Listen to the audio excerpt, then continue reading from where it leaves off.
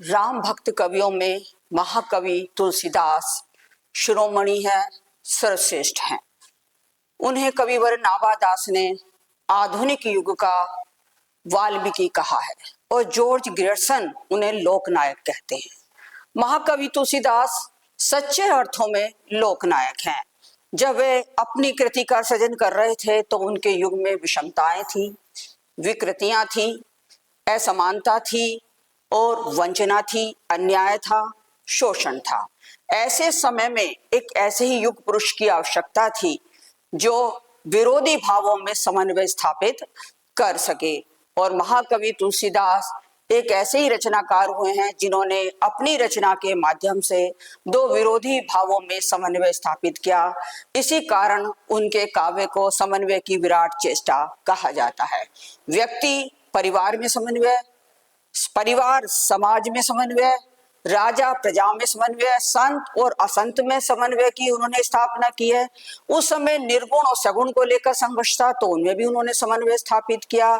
ज्ञान और भक्ति को लेकर संघर्ष था, कोई ज्ञान को श्रेष्ठ बता रहा था तो कोई भक्ति को, तो उन्होंने ज्ञान और भक्ति उन दोनों में भी समन्वय स्थापित किया है। तुलसीदास ने जब रामचरितमानस की रचना की तो उन्होंने अपनी रचना को प्रभु राम के चरणों में समर्पित कर दिया, क्योंकि उनके राम शील, सौंदर्य और शक्ति संपन्न है। तुलसीदास अपने प्रभु राम के लिए कहते हैं कि मांगत तुलसी कर जोरे, बसियु राम सिय मानस मोरे। उनका ये जो राम काव्य है ये 7 कांडों में विभक्त है और आज जो हम व्याख्यात्मक चर्चा कर रहे हैं उसके द्वितीय कांड अयोध्या कांड की ही कर रहे हैं, जिसमें मैंने दोहा संख्या 28 से 32 तक लिया है। और इसमें उस समय का वर्णन किया गया है कि जब राम का राज तिलक होने जा रहा है, अयोध्या को पूरी तरह से सजाया गया है, मंगल गीत गा रहे हैं, साथ सज्जा हो रही है। और ऐसे समय में जो कुबुद्धि मंथरा है वो कैकई की बुद्धि को भ्रष्ट कर देती है और कैकई जो है वह रुष्ट होकर को भवन में है। राजा दशरथ बिल्कुल अनभिज्ञ है, उसकी मन की इच्छा को नहीं जानते हैं और वे ही समझते हैं कि वैसे ही वह रुष्ट हो गई है। और जब वे कैकई से पूछते भी हैं तो वह 2 वरदान की बात करती है कि तुमने मुझे 2 वरदान के लिए कहा था। तो यही प्रसंग आज हमारी चर्चा का विषय है कि जानहु मरम राउ हंसी कहू, तुम्ही को हाब परम प्रिय ऐहू। कि राजा दशरथ कैकई से कह रहे हैं कि मैं तुम्हारा मर्म जानता हूं, अर्थात तुम्हारा मतलब क्या है मैं इस मतलब को अच्छी तरह से जान रहा हूं। तुम्ही को हाब परम प्रिय हो, क्योंकि तुम्हें क्या है, मानना तुम्हें प्रिय, मान करना तुम्हें बहुत प्रिय है। हे मेरी प्रिय कैकई, तुम बात बात पर मान करके बैठ जाती हो और मैं तुम्हारी मनुहार करता हूं, ये मुझे अच्छी तरह से पता है। थाती राखी ने मांगू काई, कि तुमने 2 वरदान मेरे पास धरोहर के रूप में रखे थे तो मांगे क्यों नहीं? कि मैंने तुम्हें वरदान देने के लिए कब मना किया है, वो तो मेरे पास धरोहर स्वरूप रखे हुए हैं, तुम मांग लेती जब तुम्हें मांगने थे। बिसरी गेहूं मोई भोर स्वभावो, कि भूल जाना तो मेरा स्वाभाविक स्वभाव है। कि जो प्रसंग तुमने मुझे स्मरण दिलाया है मैं उस प्रसंग को भूल गया था, लेकिन तुम्हें याद दिला देना चाहिए था क्योंकि स्वाभाविक रूप से मैं उसको भूल गया हूं। झूठई हमें दोष जनि देहु, कि कैकई से कह रहे हैं राजा दशरथ कि तुम तो झूठ मूठ में मुझे दोष दे रही हो, मेरे पर दोषारोपण कर रही हो कि मैंने तुम्हें वरदान नहीं दिए। 2 के 4 मांगी मकुले हो, अरे 2 की वरदान की क्या बात है, तुम मुझसे 4 वरदान मांग लो, मैं तो तुम्हें 4 वरदान भी देने के लिए तैयार हूं। रघुकुल रीति सदा चली आई, प्राण जाओ पर वचन न जाई।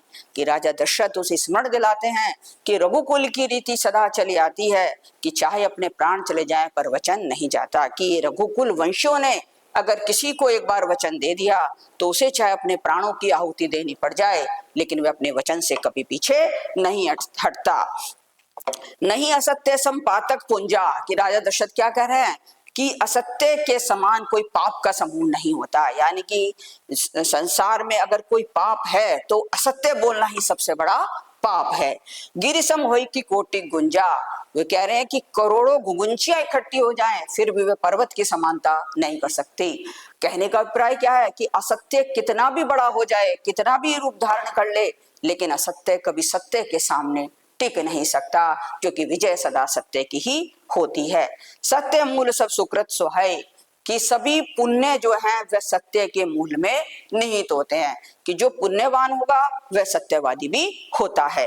वेद पुराण विदित मनु गाए, कि यह बात वेदों में भी कही गई है, पुराणों में भी कही गई है, और मनु ने भी कहा है कि सभी पुण्यों के मूल में सत्य ही निहित होता है। तही पर राम शपथ करी आई, सुकृत स्नेह अवधि रघुराई, और उस पर भी मैं राम की शपथ ले चुका हूं कि तुम्हें फिर भी अगर मेरे पास विश्वास नहीं है तो मैं राम की शपथ खा चुका हूं तुम्हें वरदान देने के लिए। और राम क्या है? राम मेरे समस्त पुण्यों और मेरे स्नेह की सीमा है, कि जहाँ मेरे पुण्य और मेरे स्नेह है उसकी सीमा मेरे राम पर जाकर समाप्त होती है। बात दृढ़ाई कुमति से बोली, जब कैकई ने देख लिया कि बात दृढ़ हो चुकी है, यानी कि दशरथ हर तरह से उसे वरदान देने के लिए प्रतिबद्ध हैं और उसे वरदान देंगे। राम की शपथ भी वो खा चुके हैं, अपने सत्य की दुहाई वे दे चुके हैं। तब कुमत कुभक बुले जनु खोली, तब जो उसने बोलना शुरू किया तो कैसी लग रही थी कि मानो कोई कुबुद्धि और दुष्ट जो पक्षी है उसकी कुल्हे खोल दी गई, यानी कि आंखों पे बंधी हुई टोपी उसकी खोल दी गई है। विशेषतः जो बाज पक्षी है वह दूसरे पक्षियों पर झपट्टा मारता है, उन पर प्रहार करता है, तो मानो उसके आंखों की टोपी को खोल दिया गया है। भूप मनोरथ सुभग बनु, सुख सुभंगु समाजो, कि राजा दशरथ के जो मनोरथ हैं वह सुंदर वन की तरह है, क्योंकि राजा दशरथ बहुत प्रसन्न हैं, क्योंकि उनके पुत्र राम का राज तिलक होने जा रहा है, चारों ओर मंगल गीत गाए जा रहे हैं, तो उनके भीतर सुख का संचार हो रहा है।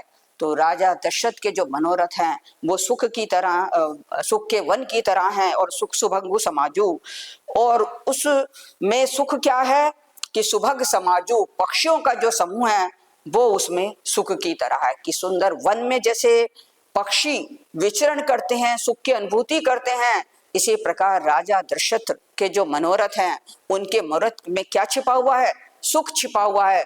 और ऐसे में उन्हें कैकई का वरदान मांगना भी बुरा नहीं लगा, वे उन्हें भी मनाकर उन्हें वरदान दे देना चाहते हैं, उसमें भी वे सुख की अनुभूति कर लेना चाहते हैं। बिलनी जिमी छाड़न चैत्य बचन तू भयंकर बाजू, लेकिन बिलनी के समान जो कैकई है वह क्या करिए, अपने वचनों रूपी भयंकर बाज को छोड़ती है, यानी कि वो उस सुख का सर्वनाश कर देना चाहती है।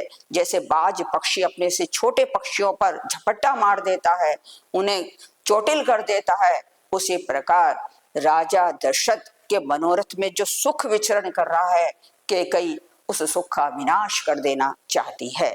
सुनो प्राण प्रिय भावत जी का, कैकई क्या कहती है राजा दशरथ से कि सुनहु प्राण प्रिय, हे मेरे प्राण प्रिय भावत जी का, तुम मेरी ये इच्छा, मेरी ये भावना पूरी कर दो, जो मेरे मन में है उसे पूर्ण कर दो, कि देहु एक बार भरत टीका, कि एक बार भरत को राज तिलक दे दो। उसने अपनी इच्छा दिखा दी है कि वह अपने पुत्र भरत को राज तिलक करना चाहती है।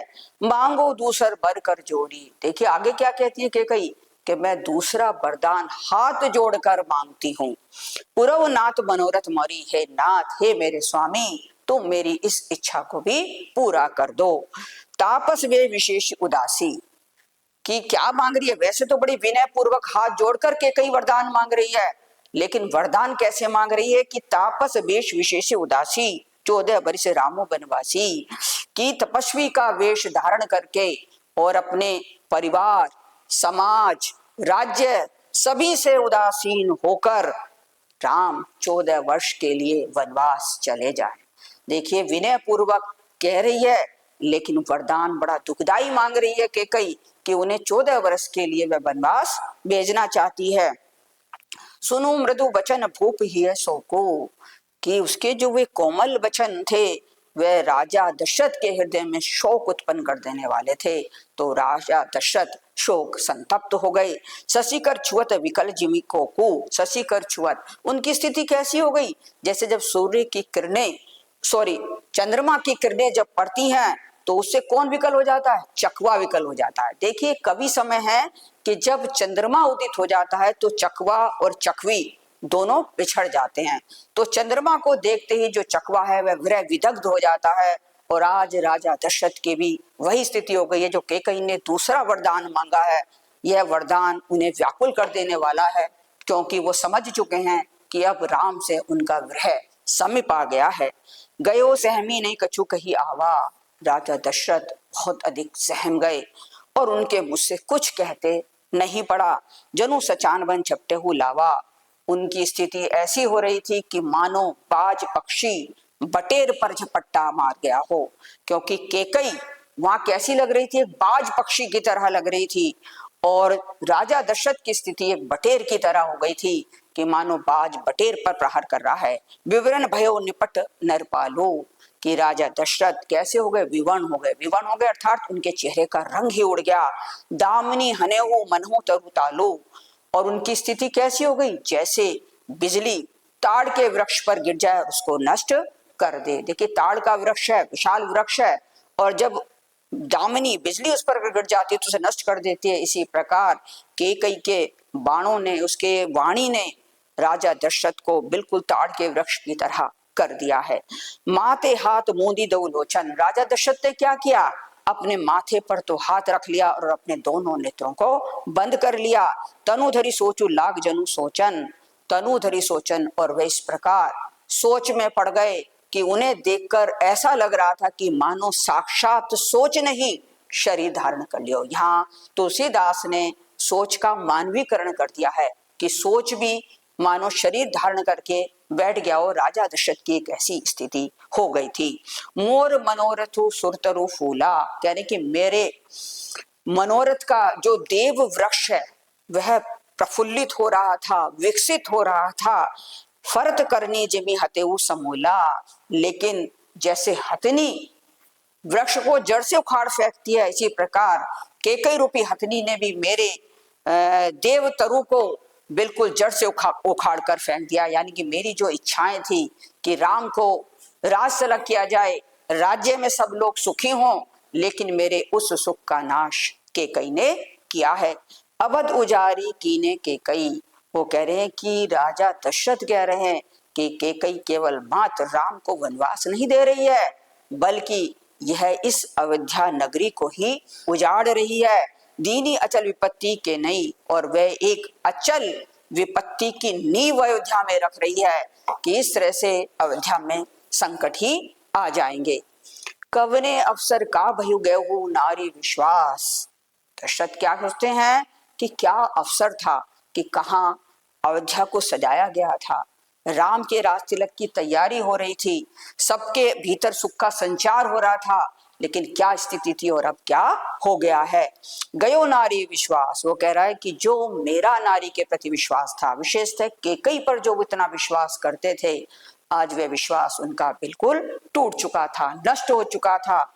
जोग सिद्धि फल समय जिमी जति अविद्या नाश, कह रहे हैं कि जिस प्रकार कि योगी योग साधना करता है, लेकिन जब सिद्धि का फल आता है तो उसकी अज्ञानता ही उसका नाश कर देती है, उसी प्रकार राजा दशरथ अपने आप का दोषारोपण करते हैं कि मेरी ही अविद्या ने, मेरी अज्ञानता ने जो है यह सर्वनाश किया है कि मैं इतना विश्वास कर कर बैठ गया और जो शुभ अवसर था वो विपत्ति में बदल गया है। ए विधि राव मनी मन झाका, इस प्रकार राजा दशरथ अपने मन ही मन खींच रहे हैं, क्योंकि उन्हें लग रहा है कि वरदान देने के लिए तो उन्होंने ही कहा था और उन्होंने ही विश्वास कर लिया था, तो अपने आप पर ही वे खींच रहे हैं। देखी कुभाती कुमति मन माखा, और राजा दशरथ की ऐसी अवस्था देखकर, उन्हें इतना व्यथित और व्याकुल देखकर कैकेयी क्या हो रही है, मन ही मन क्रोधित हो रही है, उसके अंदर क्रोध की ज्वाला भड़क रही है। भरतु की राव पतु ने होई, तो वो क्या कटाक्ष करती है कि क्या भरत तुम्हारा पुत्र नहीं है, आने मोल बेसई की मोही, या तुम मुझे मोल लेकर आए हो, कि मैं क्या तुम्हारी भ्याता पत्नी नहीं हूं, क्या तुमने मूल्य देकर मुझे लिया है। जो सुनी सरु अस लाग तुम्हारे, कि जो मेरी जो बातें हैं, मेरे जो वरदान हैं, तुम्हें तीर की तरह लग रहे हैं, कि तुम ऐसे व्यथित व्याकुल हो रहे हो जैसे तुम्हें तीर लग गया हो, कि मैंने 2 वरदान ही तो मांगे हैं, कहा ने बोले वचन संभारे, कि तुमने पहले ही संभाल के वचन क्यों नहीं बोले थे, कि तभी तुम्हें विचार कर लेना चाहिए था कि मुझे वरदान देने हैं या नहीं देने हैं, उस समय तो तुमने संभल कर बोला नहीं, और आज तुम्हारी ऐसी अवस्था हो गई है। देत उतरऊ अनु करो कि नाही, या तो मेरी बात का उत्तर दे दो, अन्यथा मना कर दो। सीधा सीधा केकई कहती है, कह रही कि सत्य संध तुम्हें रघुकुल माही, कि तुम रघुकुल वंशी सत्य की प्रतिज्ञा करने वाले हो, सत्य प्रतिज्ञा हो, अपने आप को बहुत कहते हो कि हम सत्य का पालन करने वाले हैं। देन कहू अब जनी बरु दे हो, जब देने के लिए कहा था तो अब तुम मुझे वरदान क्यों नहीं दे रहे हो। तजो सत्य जग अब जस ले हो, कि कई क्या कहती है राजा दशरथ से कि या तो सत्य का परित्याग कर दो, और सत्य का परित्याग करोगे तो संसार में तुम्हें क्या लगेगा, अपयश लगेगा, जगह जगह तुम यशविहीन हो जाओगे। सत्य सराही करो बरु देना, कि जब तुमने मुझे वरदान देने के लिए कहा था तो अपने सत्य की तुमने प्रशंसा की थी, अपने रघुकुल वंशों के सत्य की तुमने सराहना की थी। और जाने हूं ले हो मांगी चबेना, शायद तुमने ये सोचा होगा कि मैं कोई चबेना अर्थात कोई कम मूल्यवान वस्तु तुमसे मांग लूंगी, और तुमने सोचा होगा मैं उससे मान जाऊंगी, तब तुमने कल्पना भी नहीं करी होगी कि मैं क्या मांग सकती हूँ।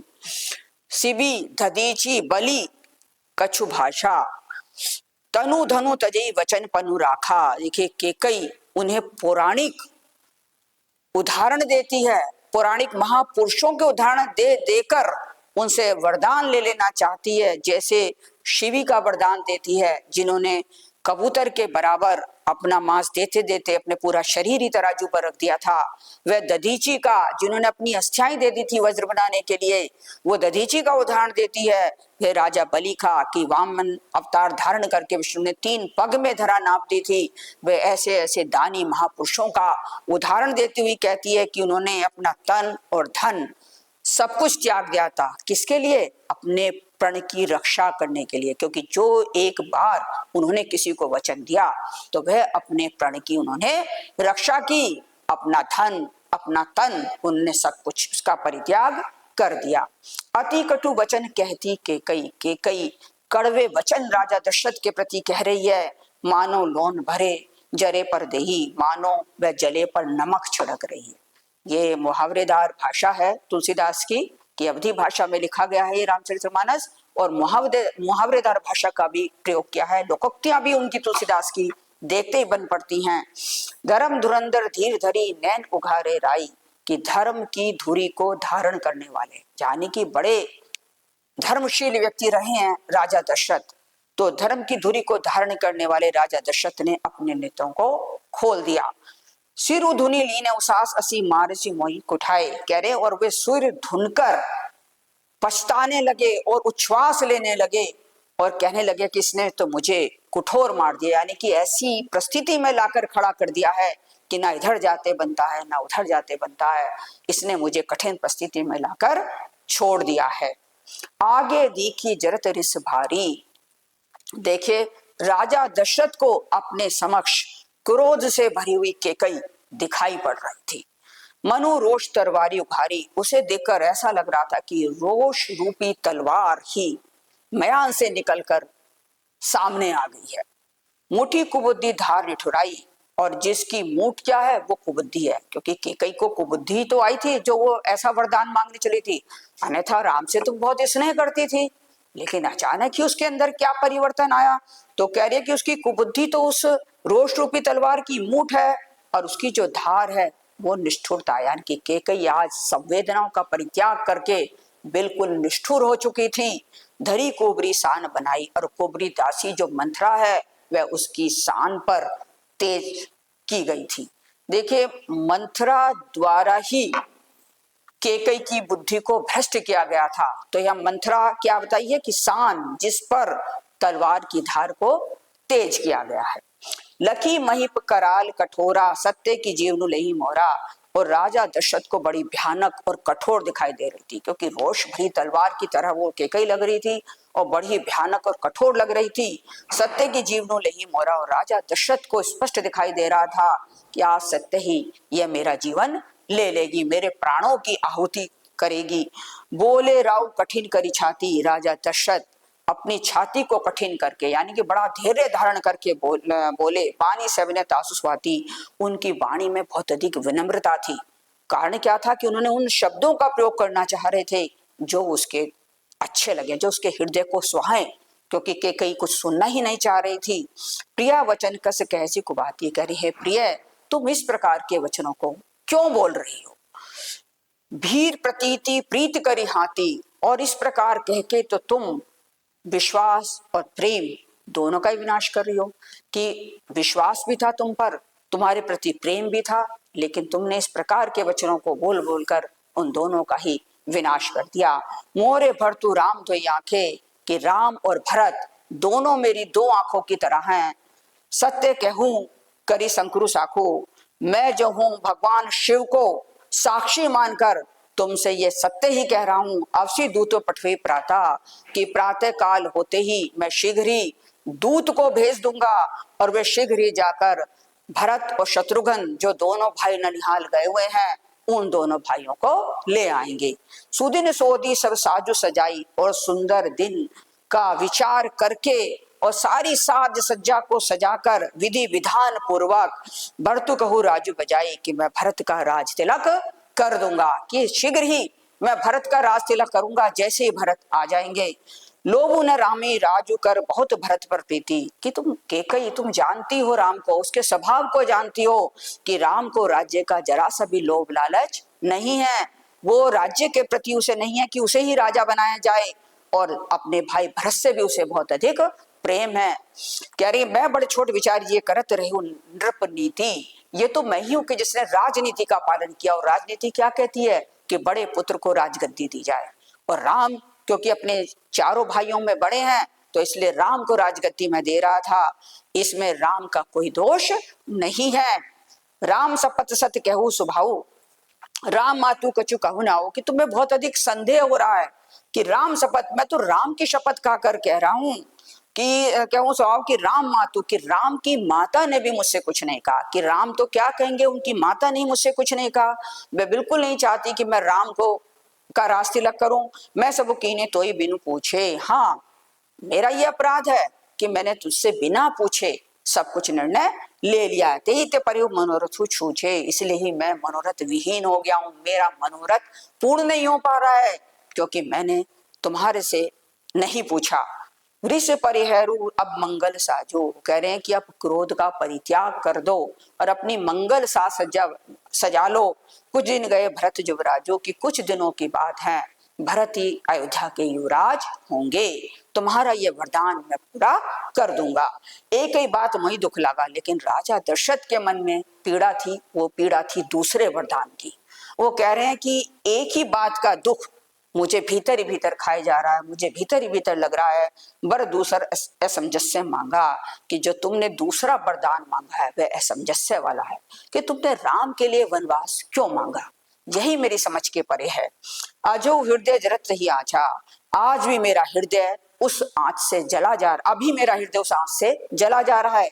जिस प्रयास की साचो साचा, हो सकता है तुमने उपहास में ये बात कही हो सकता है तुमने क्रोध में ये बात कही हो, लेकिन चाहे क्रोध में कही हो चाहे परिहास में कही हो, मुझे सच्ची सच्ची तुम ये बता दो कि तुमने राम के लिए वनवास क्यों मांगा है। कहू तजी रोषु राम अपराधो, और क्रोध का तो परित्याग कर दो के कई, और मुझे बता दो कि उस राम का क्या अपराध है कि जो तुम इतना बड़ा दंड उस राम को दे रही हो। उस राम का अपराध मुझे बता दो। सब कोई कहे राम सुटी साधो, कि जिससे भी पूछा जाए कहता है कि राम बड़े सरल और सज्जन स्वभाव वाले हैं। तू सरासरी करसी स्नेहो, और तू भी तो सराहसी यानी कि सराहना करती है, तू तो स्वयं राम की प्रशंसा करती रही है और उनसे स्नेह भी बहुत करती है। अब सुनी मोही बेहो संदेहो, लेकिन आज मैं तेरी बातें सुनकर मुझे भय भी लग रहा है और संदेह भी हो रहा है कि तू क्या वास्तव में राम से प्रेम करती थी, क्या तू वास्तव में राम की प्रशंसा करती थी। अब मुझे इस बात में भी संदेह लग रहा है। जासु स्वभाव अरे ही अनुकूला, कि जिस राम का स्वभाव अपने शत्रुओं के लिए भी अनुकूल रहा है, सो किमि करियो मातु प्रतिकूला, वही राम अपनी माता के विपरीत कैसे हो सकते हैं, अपनी माता के प्रति अनुचित आचरण कैसे कर सकते हैं। मैं तो यह भी विश्वास नहीं कर सकता हूँ। प्रिय हास रिस परहरी मांगू विचार विवेक, हे प्रिय अपने तुमने क्रोध में कहा हो या हंसी में कहा हो अब तुम इसका तो त्याग कर दो और उचित अनुचित के विषय में सोचते हुए ही वरदान मांगो। यही देखो अब नैन भरी भरत राजू अभिषेको, जिससे मैं नेत्र भरकर भरत के राज्याभिषेक देख सकूं। वे साफ साफ संकेत दे रहे हैं कि कई को कि अगर तुमने राम को वन भेजा तो राम के विरह में मैं जीवित नहीं रह पाऊंगा और भरत का जो राज तिलक होगा मैं अपने नेत्रों से उस राज तिलक को नहीं देख पाऊंगा। लेकिन अगर तुम दूसरा वरदान वापस ले लोगी तो मैं भरत को राजगद्दी भी दे दूंगा और मैं खुशी खुशी उसको राज तिलक होते देख सकूंगा। जिए मीन बरु बारी बिहीना, कि मछली भले ही जल के बिना जीवित रह जाए। मणि बिनु फनियो जिए दुख दीना, और मणि के बिना भले ही सर्फ लंबे सांप जो है लंबे दिनों तक दुख को सहन करता रहे। कहो स्वभाव न छलू मन माही, कि मैं स्वाभाविक रूप से कह रहा हूं मेरे मन में जरा भी छल कपट नहीं है। जीवन मोर राम बिनु नाही, कि मेरा जीवन राम के बिना नहीं है, कि मैं राम के बिना जीवित नहीं रह सकता। मछली रह सकती है जल के बिना, एक सांप रह सकता है अपनी मणि के बिना, लेकिन मैं राम के बिना नहीं रह सकता। समुझे देखी जिए प्रिय प्रवीणा, हे प्रिय हे चतुर और प्रिया, तुम समझकर जानकर अच्छी तरह से देख लो जीवन राम दरस अधीना, कि मेरा तो जीवन वह राम के अधीन ही है।